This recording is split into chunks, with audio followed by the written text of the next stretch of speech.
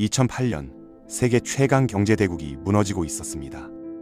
수십 개의 은행이 연쇄 파산 직전이었고 사람들은 일자리를 잃었으며 월스트리트는 공포에 떨었죠.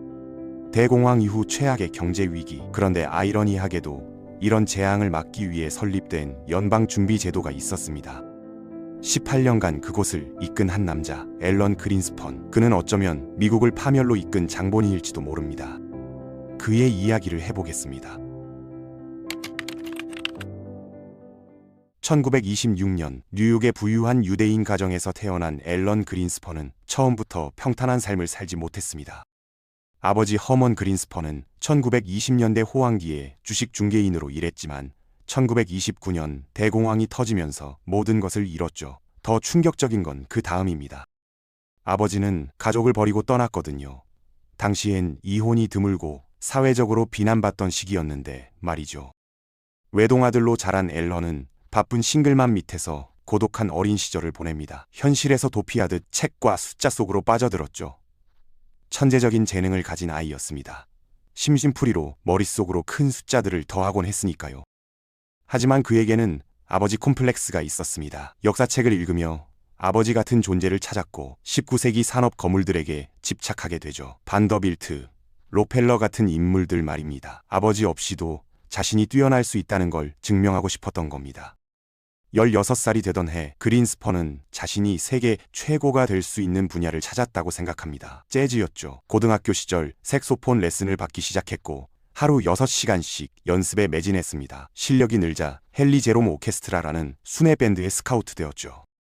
그런데 문제가 있었습니다. 같은 반 친구였던 스탠 게츠, 나중에 전설적인 재즈 뮤지션이 되는 그 친구와 비교하면서 깨달았거든요. 아무리 열심히 연습해도 스탠의 타고난 재능을 따라갈 수 없다는 걸요. 세계 최고의 색소폰 연주자가 될 수 없다는 깨달음은 충격이었지만 그린스펀은 밴드를 떠나지 않습니다. 주당 $15라는 괜찮은 수입이 있었으니까요. 그리고 밴드가 돈을 벌기 시작하자 숫자에 강한 그린스펀은 동료들의 비공식 회계사가 됩니다. 장부를 정리하고 세금을 신고하는 일을 맡았죠. 이 지루한 작업을 하면서 그는 자신의 진짜 재능을 발견합니다. 다른 사람들이 극도로 지루해하는 회계 업무를 즐겼던 겁니다. 모든 계정이 완벽하게 균형을 이루는 걸 보면서 통제감을 느꼈죠. 1945년 그린스펀은 밴드를 떠나 뉴욕 대학교에 입학합니다. 재즈 뮤지션으로 번 돈으로 경제학을 공부하기 시작했죠. 당시 미국은 대공황과 2차 세계대전을 겪은 직후였고 케인스 경제학이 지배하던 시대였습니다. 정부가 경제에 적극 개입해야 한다는 이론이죠. 하지만 그린스펀은 반대 진영에 섰습니다. 19세기 산업 거물들을 동경하던 그는 자유시장 경제를 신봉했거든요. 이윤 추구 욕망이 개인들로 하여금 새로운 영역을 개척하게 만들고 그게 영구적인 경제 성장을 이끈다고 믿었습니다. 정부 개입은 오히려 해롭다는 거죠. 1948년 최우등으로 졸업한 그린스펀은 모든 과목에서 A를 받았고 1950년에는 컬럼비아 대학교에서 박사 과정을 시작합니다. 그가 조용히 경제 이론을 공부하는 동안 현실 세계의 경제는 격동의 시기를 맞이하죠. 중국군이 압록강을 건너며 한국 전쟁이 격화되었고 이는 미국 금융산업을 영원히 바꿔놓습니다. 2차 세계대전 중 연방준비제도는 백악관과 거래를 했습니다. 정부가 전쟁에서 이기는데 필요한 만큼의 돈을 빌려주겠다는 약속이었죠. 중국이 한국 전쟁에 개입하자 미국 정부는 연준이 계속 그 약속을 지킬 거라고 생각했습니다. 전쟁 공포에 미국인들이 물자를 사재기하면서 소비자 물가 지수가 10% 이상 급등했죠. 연준은 돈 공급을 줄이려 했지만 트루먼 대통령은 전쟁 수행을 위해 금리를 낮게 유지하라고 압박합니다. 한국전쟁 이전까지 연방준비제도는 재무부의 순종적인 하수인이나 다름없었습니다. 독립적이어야 한다고 했지만 실제로는 백악관에 돈 찍어내는 공장이었죠. 그런데 연준이 트루먼의 요구를 거부하고 국채 금리를 올리기 시작합니다. 정부와 은행에 더 이상 돈을 빌려주지 않겠다는 의미였죠. 트루먼에게 이건 배신이나 다름없었습니다. 그는 연준 의장 맥케이브를 강제로 사임시키고 자기 사람 윌리엄 마틴을 앉혔죠. 그런데 마틴도 취임 첫날부터 트루먼을 배신하고 연준의 독립을 선언합니다. 인플레이션 해결에 집중하겠다고 말이죠. 이 역사적인 권력 투쟁은 미국의 권력 구조를 바꿔놓았습니다. 평범한 미국인들은 너무 바빠서 관심을 두지 않았지만 야심찬 젊은 경제학자 앨런 그린스펀의 주목을 끌었죠. 그는 여기서 기회를 봅니다. 컬럼비아 캠퍼스에서 한국 전쟁의 전개를 지켜보던 그린스펀은 논문을 하나 씁니다. 공군력의 경제학이라는 제목이었죠. 몇 주 동안 국방부 관리들의 의회 증언을 종교처럼 읽으며 데이터를 수집했습니다.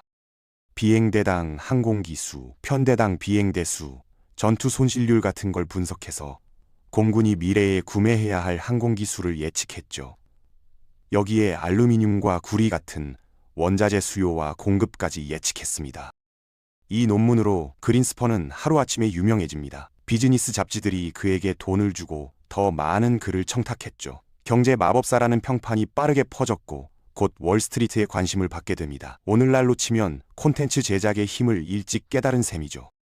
월스트리트의 투자 자문 회사를 운영하던 윌리엄 타운샌드가 그린스펀의 연구에 감명받아 파트너 제안을 합니다. 1953년 9월 타운샌드 그린스펀이라는 회사가 문을 열죠.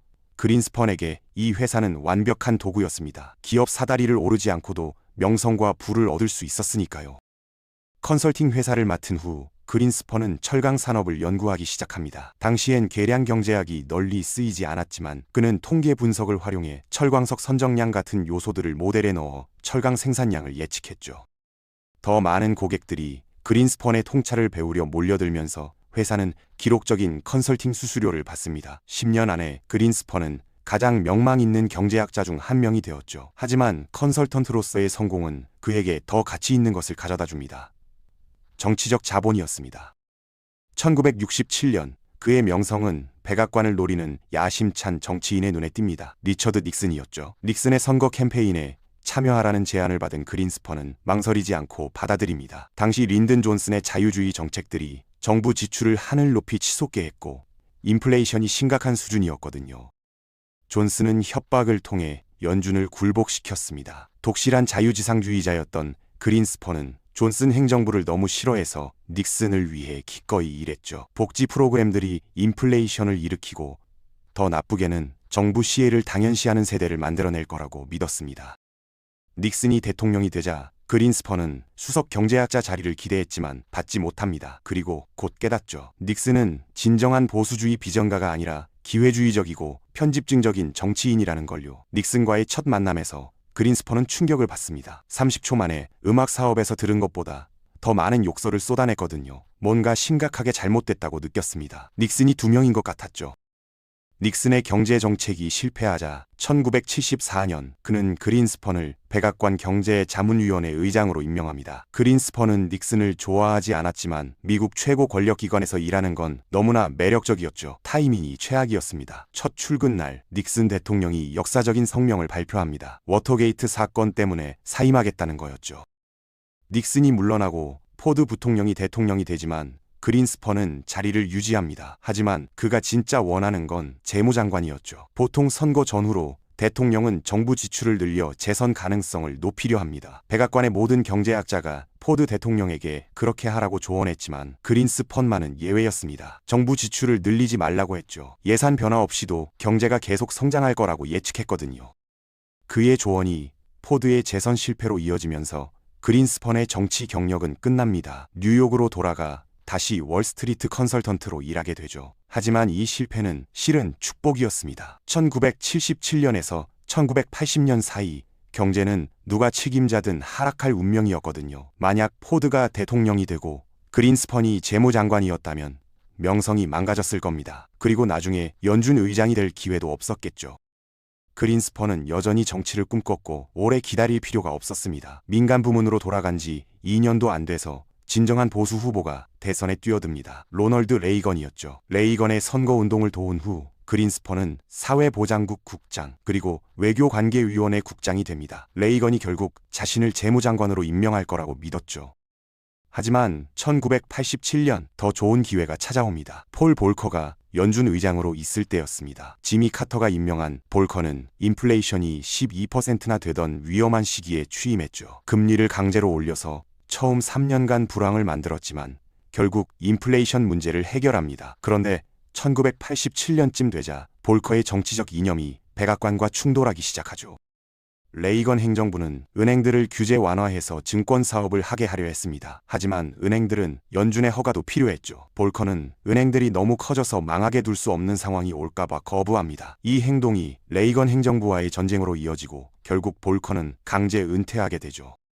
볼커가 물러나자 앨런 그린스펀은 미국에서 가장 강력한 사람 중 한 명이 됩니다. 연준 의장 자리, 그가 꿈꾸던 바로 그 자리였죠. 화폐 공급을 통제할 수 있는 능력을 갖게 된 겁니다. 하지만 세상의 정점에 섰을 때 금융 재앙이 코앞에 다가오고 있었습니다. 그린스펀이 연준 책임자가 된 지 몇 주 만에 주식시장이 폭락합니다. 뉴욕 증권거래소 역사상 최악의 날이었죠. 다우지수가 500포인트 이상 떨어졌습니다. 점심 전에는 지옥의 문이 열려서 20%에서 25% 더 하락할 것 같았죠. 그린스펀은 자신의 미래가 이 블랙 먼데이 폭락 사태를 해결하는 데 달렸다는 걸 알았습니다. 수년간 정치 게임을 하면서 그린스펀은 자유주의 경제학자에서 실용주의자로 진화했습니다. 블랙 먼데이 사태에서 그는 자유시장 원칙을 버리고 월스트리트를 구제하기로 합니다. 시장의 유동성을 쏟아붓기 시작했죠. 금융회사들에게 돈을 빌려줘서 시장의 매수 주문을 늘리고 균형을 회복시킨 겁니다. 그린스펀은 레이건에게 초당적 조치로 정부 적자를 줄이라고 지시합니다. 두 당이 실제로 협력하든 안 하든 상관없었습니다. 시장에 신호를 보내는 것만으로 충분했거든요. 공황 상태에선 시장이 원하는 건 위안과 확신이었으니까요. 그린스펀의 행동은 효과가 있었습니다. 주말이 되자 공황은 끝났죠. 이제 그린스펀은 확고하게 연준 의장 자리에 앉게 되었고 미국 경제는 대안정기라고 불리는 시대로 접어듭니다. 1980년대부터 2000년대 초까지 꽤 좋은 시기였죠. 경제가 잘 돌아갔고 주식시장은 상승했으며 세계 대부분이 시장 경제에 더 관심을 갖게 됩니다. 단기 경제 상황을 놀라운 정확도로 예측할 수 있었던 그린스펀은 모든 걸 아는 남자로 알려지게 됩니다. 그 능력으로 금리라는 레버를 양방향으로 움직였지만 경제 지표를 적절한 수준으로 유지하는 데 필요한 만큼만 조정했죠. 그린스펀 의장은 사실상 중국 공산당의 마오 주석처럼 된 겁니다. 사람들이 그가 경제에 대해 모든 걸 안다고 믿었기 때문에 반대에 거의 직면하지 않았거든요. 독재적이라고 부르는 건 정확하지 않습니다. 그는 결코 그런 태도를 보이지 않았으니까요. 하지만 휴호를 지배했던 건 사실이죠. 문제는 경제학이 과학이 아니라는 겁니다. 어떤 이론이나 지식도 영원히 진리로 남지 않습니다. 지적 우월감이 커지면서 그린스펀은 금융 파괴의 씨앗을 뿌리기 시작하죠. 그린스펀은 쉬운 돈의 시대를 열었습니다. 한 월스트리트 거물이 이 경제 환경을 활용해 무명에서 거대 월스트리트 회사의 CEO가 되죠. 그의 이름은 샌디 웨일이었습니다. 웨일은 더 큰 걸 꿈꿉니다. 자기 회사 트래블러스를 거대 은행 시티코프와 합병하는 거였죠. 딱 하나 문제가 있었습니다. 불법이었거든요. 하지만 샌디 웨일에게는 조류를 바꿀 수 있는 친구가 있었습니다. 앨런 그린스펀이죠. 젊었을 때 그린스펀은 독점을 옹호했습니다. 독점 기업들이 단지 나머지보다 더 효율적으로 운영되기 때문이라고 믿었거든요. 트래블러스를 인수하는 건 불법이었지만 그린스펀은 아무 말도 하지 않았습니다. 연준이 1년간 면제를 줬고 그 사이 법을 통과시켰죠. 강력한 월스트리트 은행가들의 로비 덕분에 의회와 빌 클린턴은 글래스-스티 걸법을 폐지합니다. 단기적으로 은행 산업이 급성장합니다. 많은 거대 은행들이 다른 금융회사들과 합병하면서 더욱더 커지죠. 그린스펀의 권력과 명성도 더 강해집니다. 그는 금융 파생 상품 사용을 옹호하며 규제 시도를 막아냅니다. 전문가들 사이에서 사적으로 협상된 파생 상품 거래의 규제는 불필요하다고 말했죠.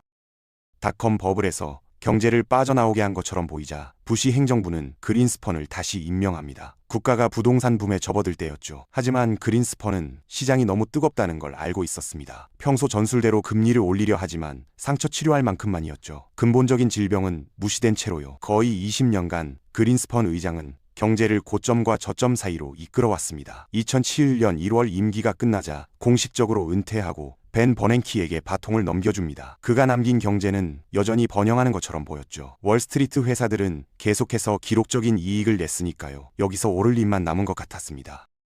그린스펀은 많은 불황을 헤쳐나갔지만 대공황 이후 최악의 불황을 놓쳤습니다. 연방준비제도는 이런 규모의 금융위기가 일어나지 않도록 만들어진 곳이었는데 말이죠. 물론 그린스펀이 주택버블에 기여한 유일한 사람은 아닙니다. 하지만 반면에 그는 미국 경제에서 가장 강력한 사람이었습니다. 2008년 주택버블은 그의 명성과 유산을 완전히 산산조각 냈습니다. 내게는 미스터리 같습니다. 도대체 어떻게 이걸 놓쳤는지 말이죠. 우리 경제학자들이 뭘 아는 걸까요? 우리 생애에서 가장 놀라운 경제적 사건을 포착할 만큼 충분히 알지 못한다면 우리가 진짜로 아는 게 뭡니까? 좋든 나쁘든 그린스펀은 미국을 영원히 바꿔놓았습니다.